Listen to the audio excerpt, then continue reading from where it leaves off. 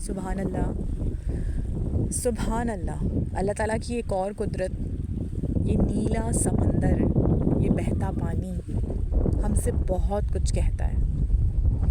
کہتے ہیں کہ جب فرعون کی قوم کو اللہ تعالیٰ نے اس پانی میں ڈبونا تھا تو اللہ تعالیٰ نے رات کو پانی کو حکم دے دیا تھا کہ آپ نے جو ہے، جب فرعون کی قوم آئے گی تو آپ نے بیچ میں سے الگ ہو جانا ہے، کیونکہ ایسا کبھی نہیں ہوا تھا اور اللہ تعالیٰ کا حکم تھا۔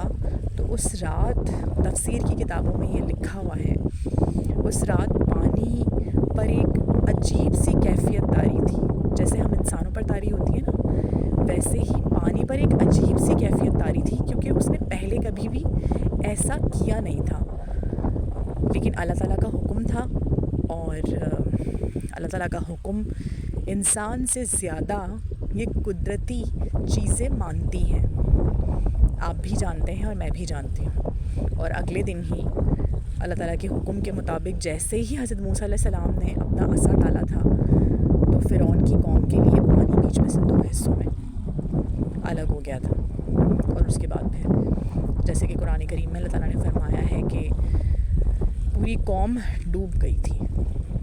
اللہ تعالیٰ کی ذات انسان کے لیے ہر چیز بہترین منتخب کرتی ہے، ہر چیز۔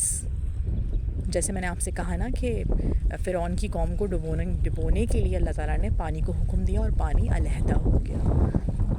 اگر ہم انسان بھی ان فطرتوں کے اصولوں پر چلنا شروع کر دیں جو اللہ تعالیٰ نے انسان کے لیے رکھے ہیں، تو آپ دیکھیے کہ زندگی جو ہے وہ جنت نظیر جیسی ہو جائے، جنت بن جائے گی۔ لیکن صرف سوچنے سمجھنے کی ضرورت یہ ہے کہ اللہ رب العزت نے جو ہمارے لیے حکم دیا ہے ہمیں اسے ماننا ہے۔ کیا ہم وہ مان رہے ہیں؟ انسان کے ارد گرد بہت ساری ایسی چیزیں ہیں جو کہ انسان کو اللہ تعالیٰ کا حکم ماننے سے کہیں نہ کہیں روکتی ہیں۔ کبھی اس کی تربیت ایسی ہوئی ہوتی ہے، کبھی اس کے آس پاس کا ماحول ایسا ہوتا ہے، کبھی اس کے دوست ایسے ہوتے ہیں۔ لیکن ضرورت اس بات کی ہے کہ مستقل آپ ان چیزوں کو جانیے کہ اللہ تعالیٰ نے کیا حکم دیا ہے، کیسے حکم دیا ہے۔ اور اگر آپ کو لگتا ہے کہ آپ نہیں بھی کر سکتے تو آپ نیت کریں، آپ اپنے اللہ سے مانگیں، آپ اپنے اللہ سے مانگیں۔ یقین جانیے کہ وہ ذات ہے، وہ آپ کی مدد کرے گی۔ کل ایک بہت ہی پیاری بات میں نے سنی کہ کسی مسئلے پر اگر علماء دین اپنی رائے دیں اور کسی عالم سے مثال کے طور پر بہت چیزیں چیک کرنے کے بعد اگر وہ چیز غلط بھی ہو جائے تب بھی اس کو ثواب ہے، اس کو اجر ہے۔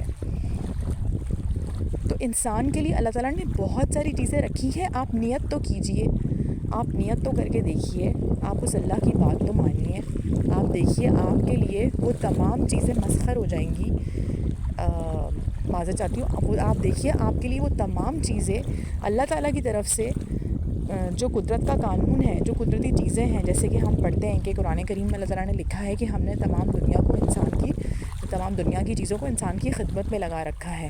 جیسے یہ سمندر ہے، یہ انسان کی خدمت میں لگا ہوا ہے، یہ آسمان ہے، یہ انسان کی خدمت میں لگا ہوا ہے۔ تو ہمیں بھی تو چاہیے نا کہ اپنے اللہ کی بات مانیں، ہمیں بھی تو چاہیے نا اپنے اللہ کو سمجھیں، ہمیں بھی تو چاہیے کہ ہم اس پاک ذات کی تسبیح کریں، اور نیت ہی صحیح، نیت کر کے دیکھیں۔ اللہ کے لیے کیا مشکل ہے؟ اللہ کے لیے کچھ مشکل نہیں ہے، مشکل تو ہمارے لیے ہے۔ تو آج سے نیت کرتے ہیں کہ اپنے ساتھ رہنے والوں کا خیال کریں گے۔ آج سے نیت کرتے ہیں کہ اپنی زبان سے کسی کو تکلیف نہیں پہنچائیں گے۔ اور میرا اللہ تو اتنا راضی ہونے والا ہے، اتنی محبت کرنے والا ہے کہ جو مانگو وہ ملے گا، جو مانگو وہ ذات دے گی۔